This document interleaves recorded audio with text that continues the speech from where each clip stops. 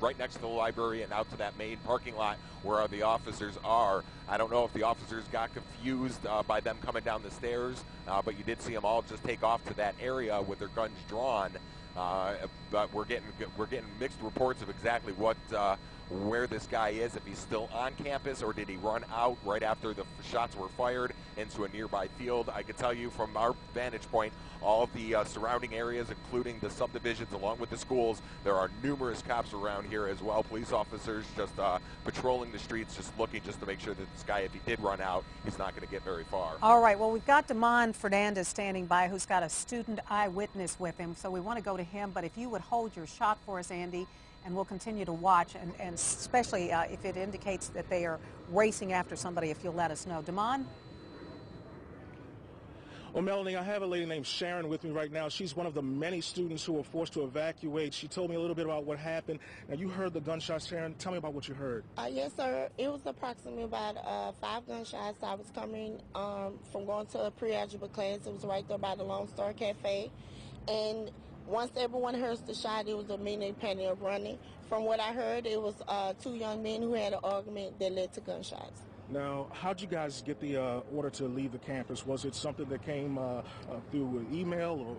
Or? No, it wasn't by email. It was just about how the force of police on campus, the reaction from it, and they was just telling everybody to get safe. As me, I was in the financial aid office till they told me that I could be excused from class today.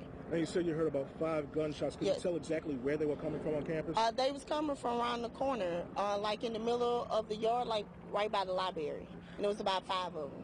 I can't even get to imagine what's going through your mind right now. I'm scared. I'm scared. I just don't know what to think. You know, I'm coming here to to school, and then, I mean, once you hear that, as you can see, all the traffic, it's a lot of people that's scared. Have they cordoned off any areas inside the campus yes, right now? as you can see on the end down there, people are coming this way, but they're not allowed to go back into school. Thank you so much, Sharon. Now, Again, Damon, she was a student who said that she was on campus right here. Damon, before I have it here, Melanie. Yeah, before she leaves, so she thinks this shooting actually took place outside of the library. Is that right? She was telling me it's outside the cafeteria. Was it outside the cafeteria or the library?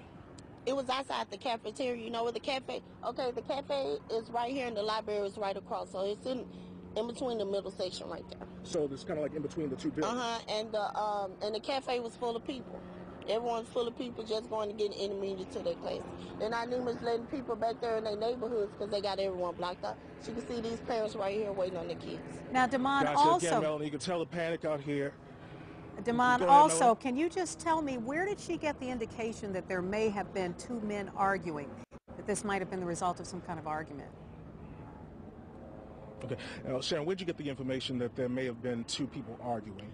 From what the how you call the school campus police officer, that's what it is, and we just broke away. It started off as an argument, and then after that, it was gunshots. And this is police telling the students this information? Yeah, the ones that on campus. Well, they didn't tell. Damon Fernandez appears to be breaking up there. That are fighting, but after the fight, it was at the gunshots. So I think somebody got shot, though. It sounds like word of mouth.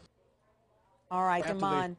And you're breaking up just a little bit, so we're going to come back to you in a moment. And again, we want to go back to Sky HD because there continues to be a lot of activity there. You can see now another person, it looks like, being brought out.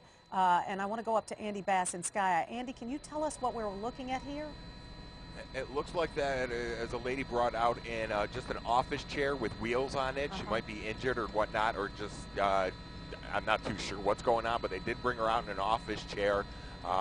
Still trying to gather as much information on this. It looks like they're just going to wheel it right to maybe an ambulance and just stop right there. I'm going to pull out just a little bit to see. Looks like she's drinking something. You know, there's a couple of people actually out here on being wheeled out right now.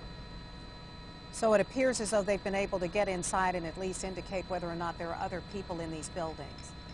Absolutely, yeah. There was a whole bunch of them just came out of them right now. One was also in a wheelchair or a mobile device as well, not one of the office chairs. Several students came out with officers when we were on the back side of there. Saw more officers start running towards the library, towards the Arts Center, what I can gather from looking at the building. just in this little corridor where all the crime scene tape was. They had a door surrounded for a little bit and then backed off of it shortly after that. So I guess they're still looking for it. I mean, we're getting mixed reports. This man, according to the Fox unit up here, is a young man, 6'2", possibly wearing an Atlanta Falcons t-shirt and a red ball cap. That's the description that we got from someone running through the campus at that time.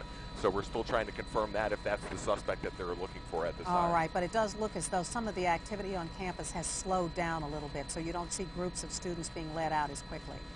Is that right?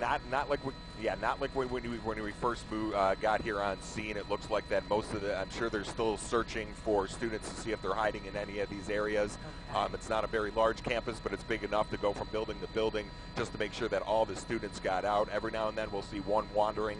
You know, I don't know if he just didn't know anything was going on or he was just hiding in another room, but we'll see just one wandering down the corridor towards the library and then out into the main part. All right, Andy, we're going to get back to you if you'll continue to just keep us updated. Now